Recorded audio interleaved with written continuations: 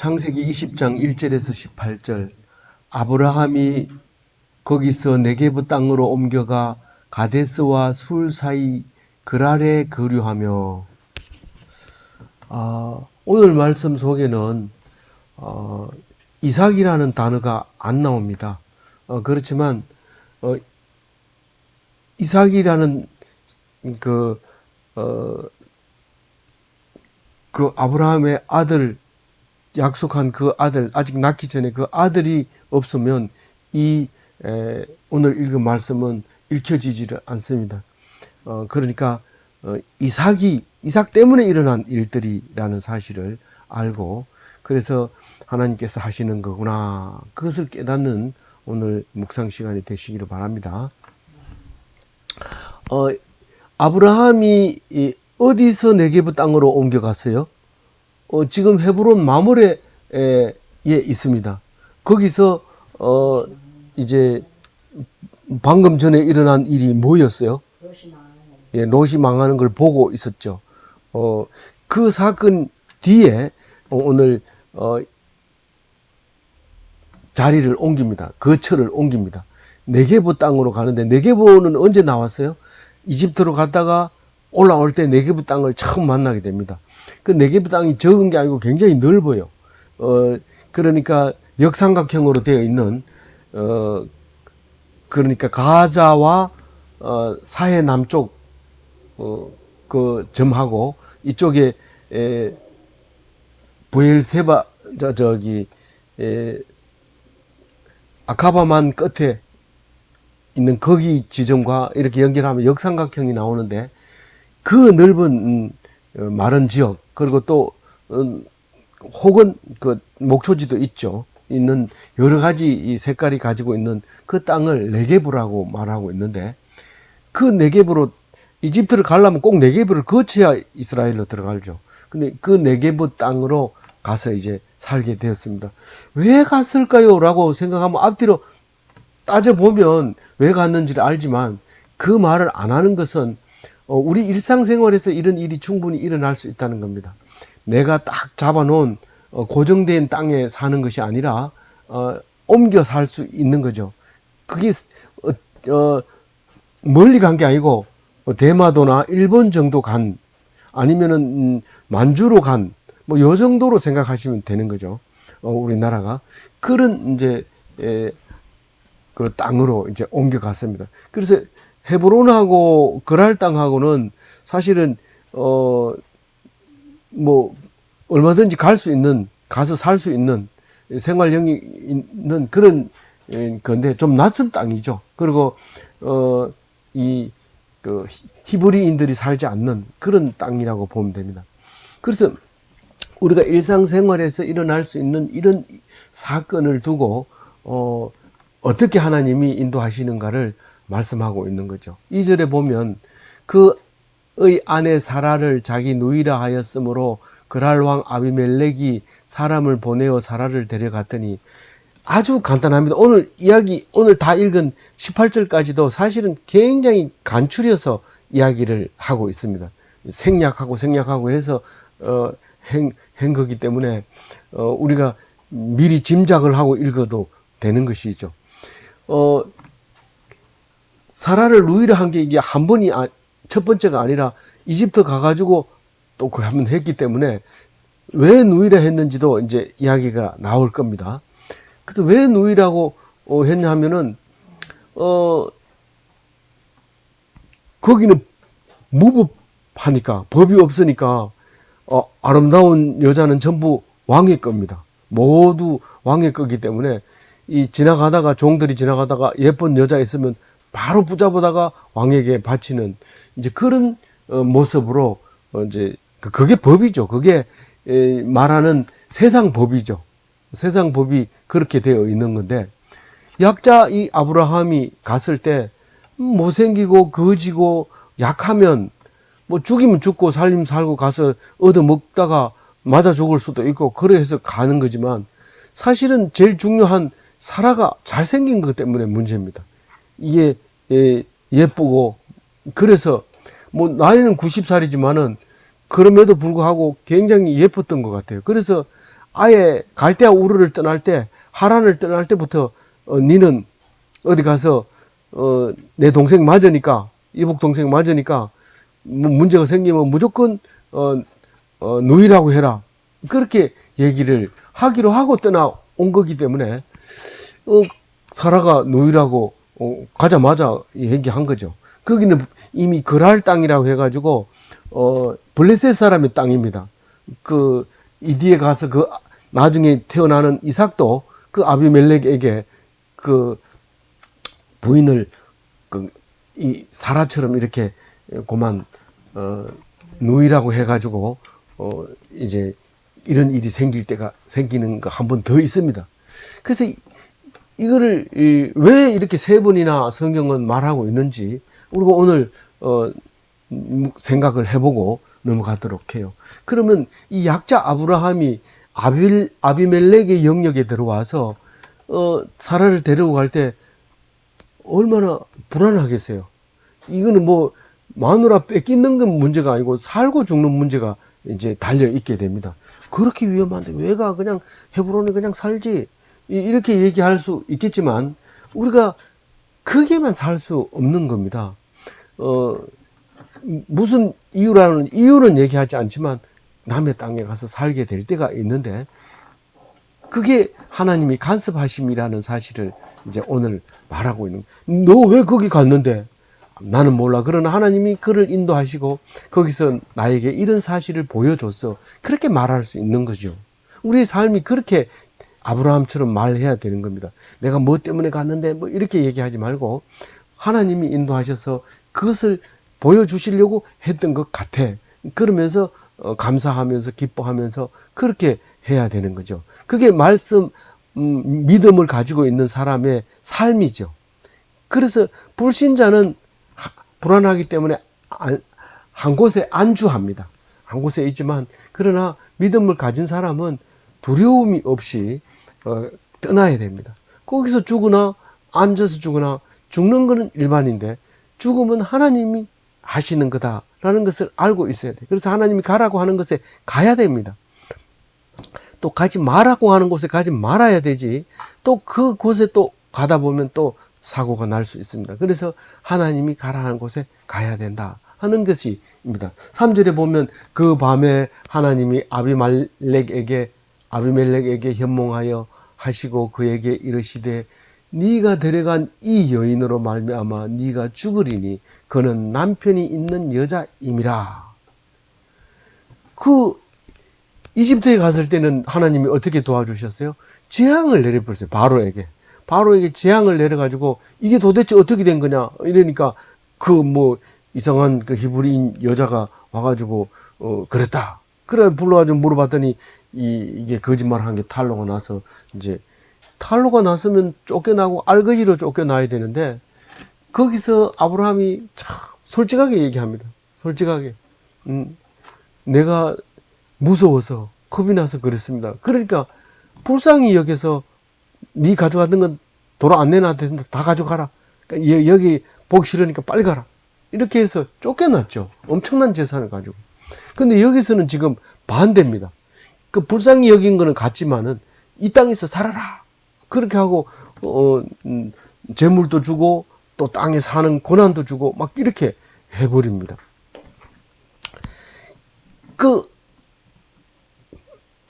그러니까 아비멜렉이 이 잠자리를 하기 전에 하나님이 찾아오셨다는 거예요.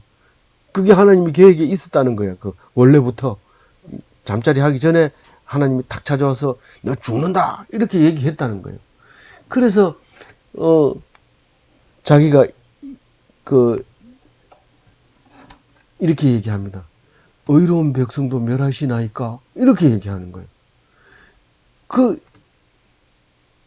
의로운 거 째닥하죠. 째닥하. 이게 어디서 들은 소리예요? 아브라함이 소돔을 향해서 기도할 때 이런 말을 합니다. 의로운 사람 50명이 있는데 함께 멸하실 것입니까? 이렇게 얘기했는데 이 왕이 그렇게 얘기합니다. 보세요. 4절을 읽어보면 어떻게 주인공도 아닌데 하나님이 임하실까요? 조연에게 임하는 하나님이라는 말이에요. 네? 조연에게 임하는 하나님. 하나님은 뭐 우리 하나님이니까 우리한테만 임하시겠지 그렇게 생각하면 안 된다는 거예요. 그래서 오늘 이 말씀 속에 아비멜렉에게도 하나님이 임하시고 또 이스마엘에게 하갈에게도 하나님이 임하시고 장대하리라 약속하시고 이런 모습을 볼 수 있습니다. 그럼 우리만 이렇게 해주리라 이렇게 생각하면 안 되죠. 조연한테도 합니다. 그런데 주인공이 그것을 받아들이는 것과 조연이 받아들인 게 다르다는 말을 성경은 하고 있는 겁니다. 똑같 님만 하나님 말씀 들었나 나도 들었다 이렇게 말할지라도 하나님 백성은 구별되게 들려진다는 거예요. 그거와 다르게 들려진다는 거예요.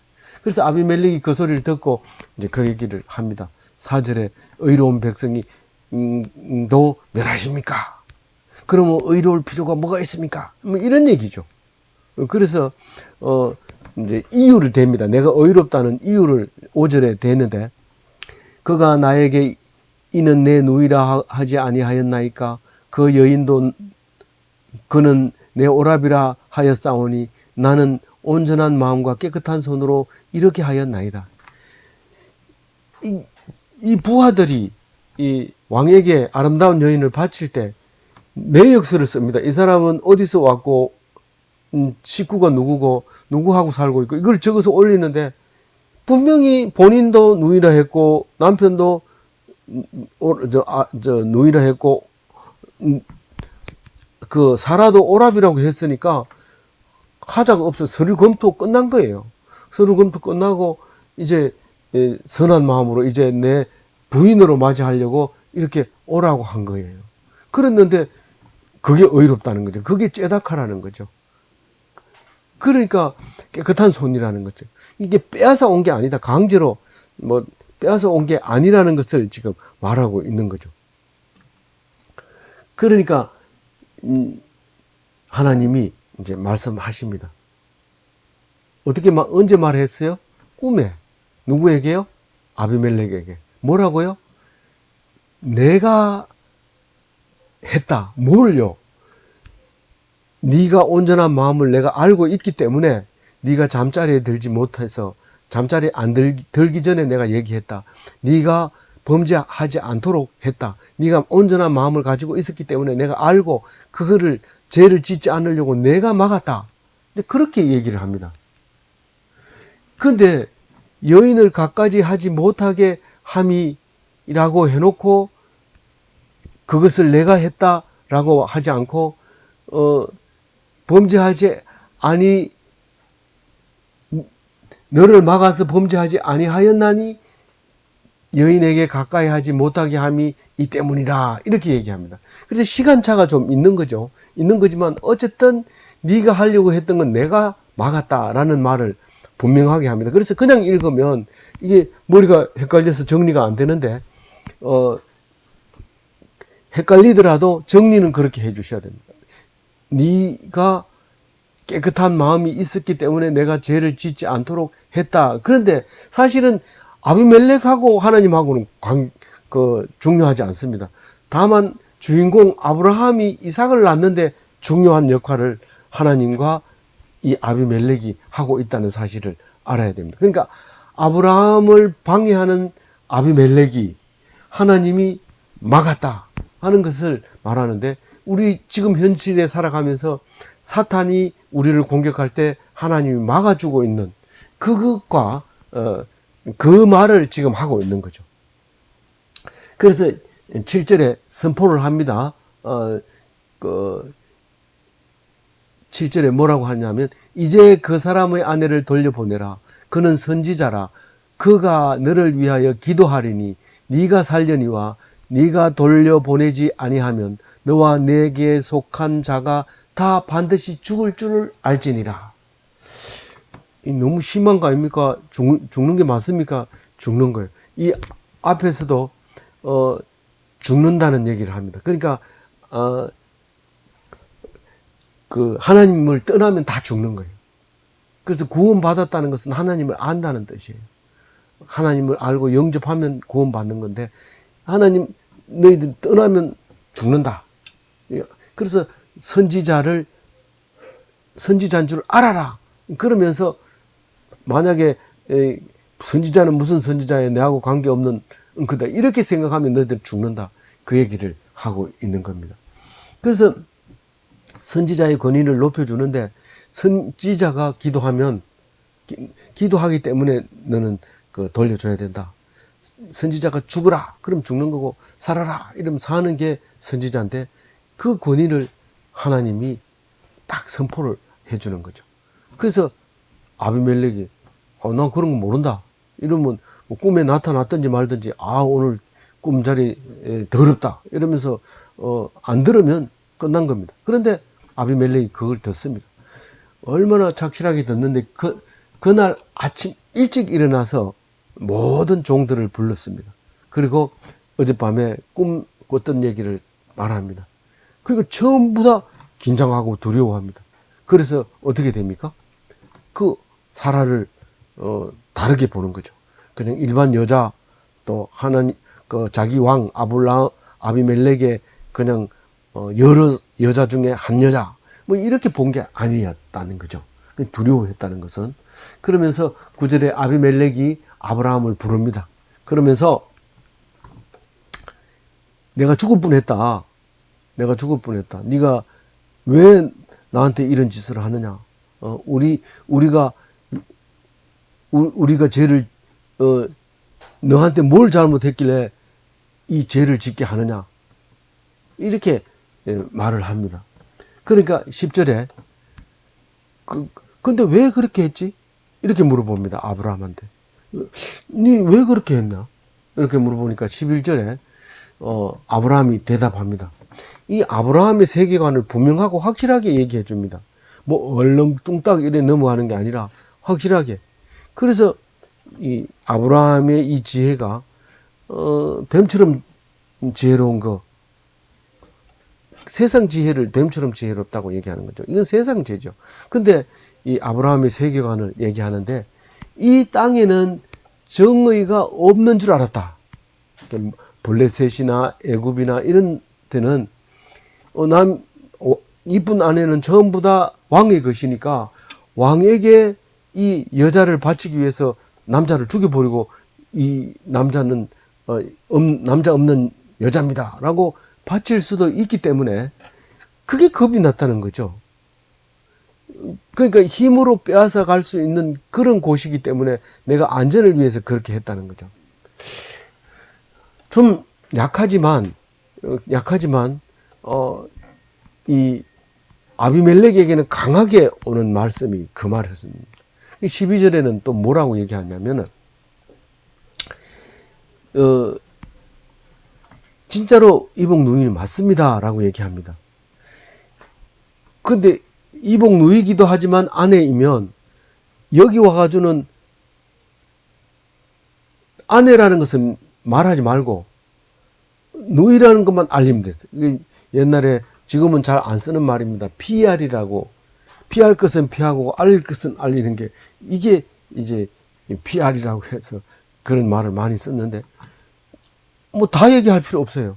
우리가 솔직히 해서 좋다, 솔직히 말해라 이러는데 뭐 화장실 갔다 온 얘기까지 다 이렇게 하는 것은 그건 솔직한 게 아니죠. 피할 것은 피해야 되는데 그걸 얘기함으로써 그만 말하기 싫어져 가지고 헤어져 버리는 그런 일이 생길 수가 있습니다. 그래서 얘기를 한 가지만 했는데 블레셋 입장에서는 생각할 수 없는 거예요. 누이면 누이고 아내면 아내지 누이면서 아내이라는 것은 생각을 아예 하지를 못했던 거죠. 그래서 아비멜렉이 치주하는 이유가 그겁니다.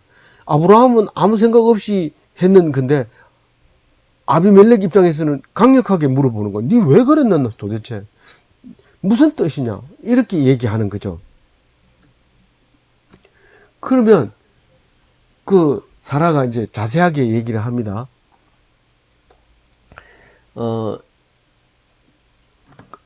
아내가 된 이 누이에게 내가 다니면서 우리 이제 떠날 텐데, 떠나면서 가는 곳마다 문제가 생길 때마다, 겁날 때마다 니는 내 오랍이라고 하고 니는 내 누이라고 하기로 약속을 하고 갔는데, 그게 사라는 싫다고 했죠. 근데 사라가 베풀 나에게 은혜다, 그렇게 얘기합니다. 사실은 어떻게 저기 자매 두 자매가 형제 자매가 어떻게 결혼을 할 수 있느냐? 사실은 이건 아무것도 아닙니다. 이 롯은 딸이 마누라가 되고요. 그 밀가는 그 롯의 누이 동생입니다. 롯의 누이 동생인데 그 삼촌 나훌의 부인이 됩니다. 그러니까 아브라함이 볼 때는 하란이 볼 때는 자기 딸이 숙모가 되는 거예요. 형수가 되는 거예요. 형수. 형의 아내가 됐어요. 자기 딸이. 그런 자기 딸이 형수가 되고, 자기 딸이 아내가 되고, 그런데 자기 누이가 아내가 되는 게 이상하지 않는 거죠. 그게 따지면은. 그런 그 사라와 아브라함 사이의 관계를 사라가 특별히 봐줘서 은혜라고 말하는 것은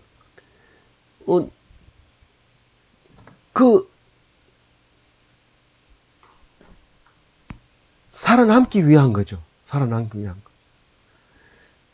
그 누이면서 동반자로서의 희생을 그 아내이면서 누이가 희생으로서 아브라함이 살아남을 수 있는 거기 때문에 그렇습니다.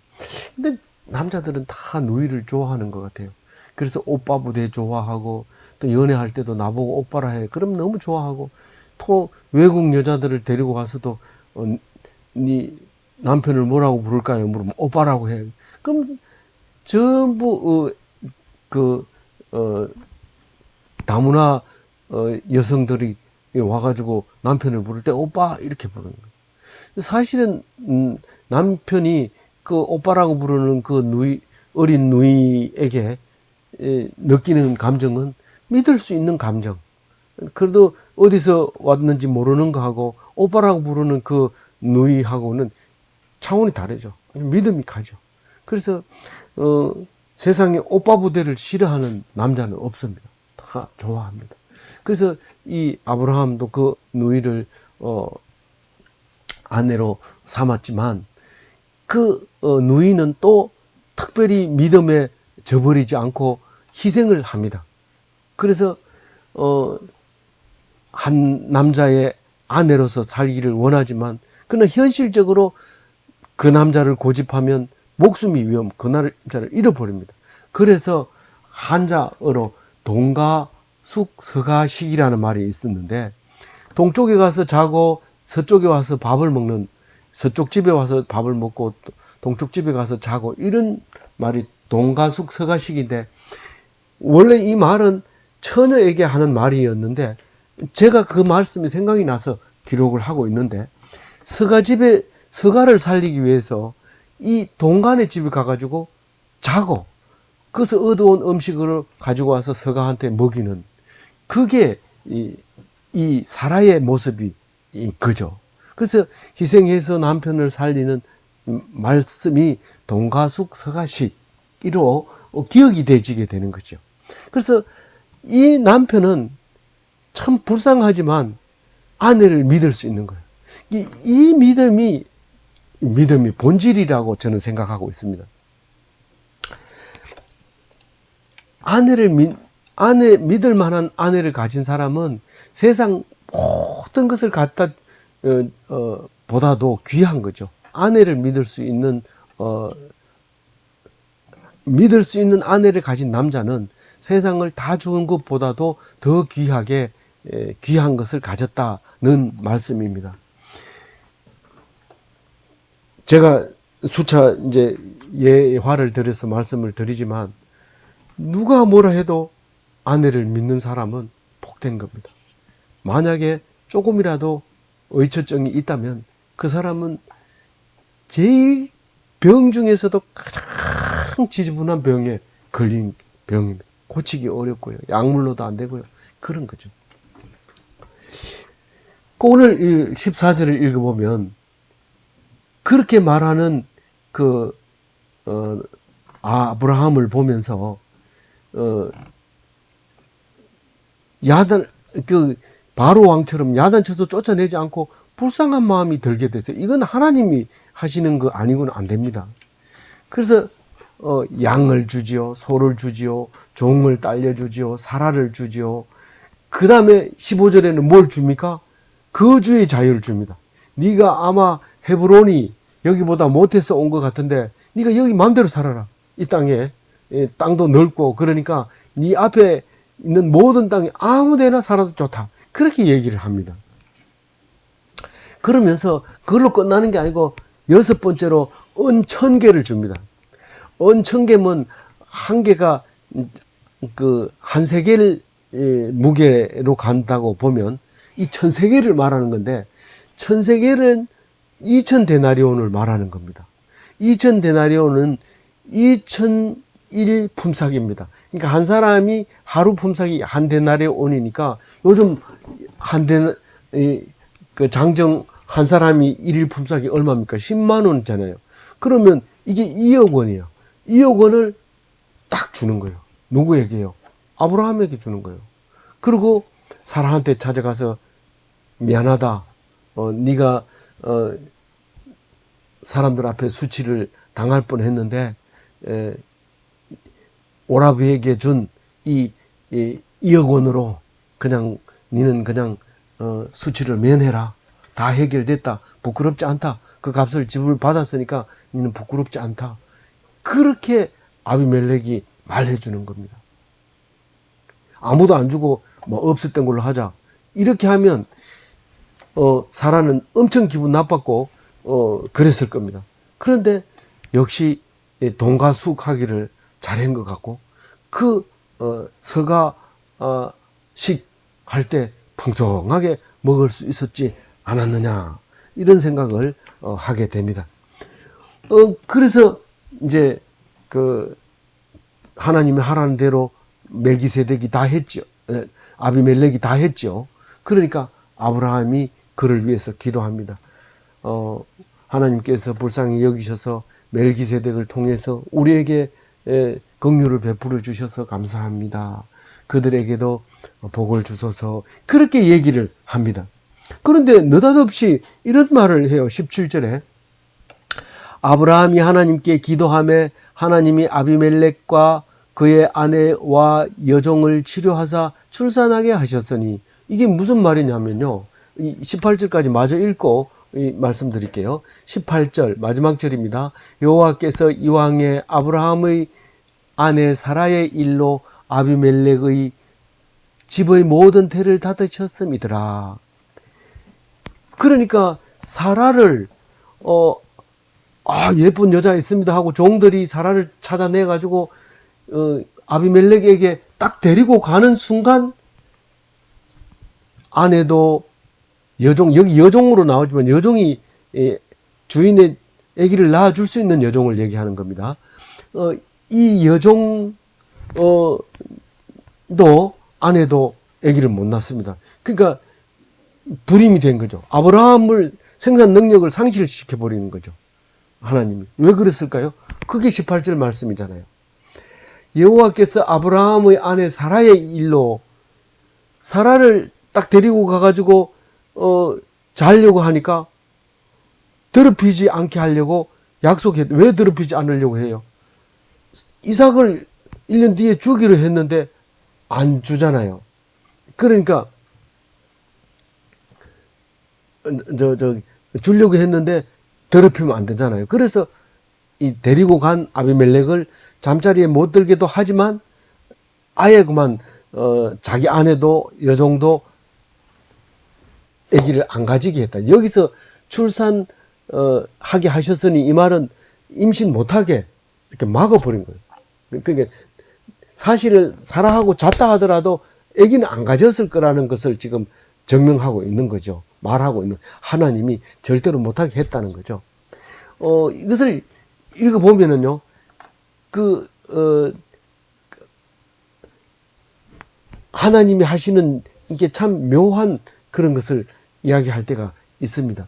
어쨌거나 그 이삭 출산을 약속한 사라의 이러한 일을 당함으로써 아비멜렉을 선포했다라고 얘기를 하고 있는 거죠. 그러고 나서 이제 뒷장을 넘기면 이삭이 이 출생을 하게 됩니다. 우리는 이 말씀을 읽으면서 야, 참 다행이다. 이런 말이 다행이 아니라 하나님이 하셨다는 겁니다. 기독교인은 다행이다라는 말을 쓰면 안 되죠. 언제나 하나님이 하셨는데 이삭을 만약에 주기로 약속해 놓고 아비멜렉하고 자다가 왔다. 그러면 그걸 누가 아브라함의 후손이라고 말할 수 있겠습니까? 그럼에도 불구하고 하나님은 그런 일이 안 일어나도록 이렇게 해 주셨다는 것을 생각하며 우리는 두려워할 필요 없어요. 이 아브라함은 아무 노력도 안 했는데 하나님께서 아비멜렉에게 갔는데도 불구하고 그것을 못하게 하고 그리고 끝까지 와가지고 하나님이 아브라함에게 내가 했다. 그 얘기하면서 내가 이삭을 네의 아들로 만들어줬, 태어나게 했다. 그렇게 얘기할 때 그것을 하나의 의심도 없이 믿음으로 말미암아 복을 받는 거죠. 아내를 의심하고 야, 난 애가 꼭 아비멜렉 닮았다. 이래 얘기하면 막 안 되는 거죠. 이게 믿음이 있기 때문에 이게 아브라함의 자식으로 믿음의 계보를 이어가는 예수님의 조상으로 그렇게 우리가 우리의 믿음의 조상으로 그렇게 살고 있는 것이죠. 그래서 뭐 사실하고 관계없습니다. 사실하고는 관계없고 오직 믿음으로 큰 영광을 얻는 것이 아브라함의 믿음이고 우리는 그것을 믿는 아브라함의 후손이죠. 그래서 아브라함 후손 그리스도인으로서 멋진 믿음을 우리를 멋진 믿음으로 살아가시기를 주님의 이름으로 축원드립니다.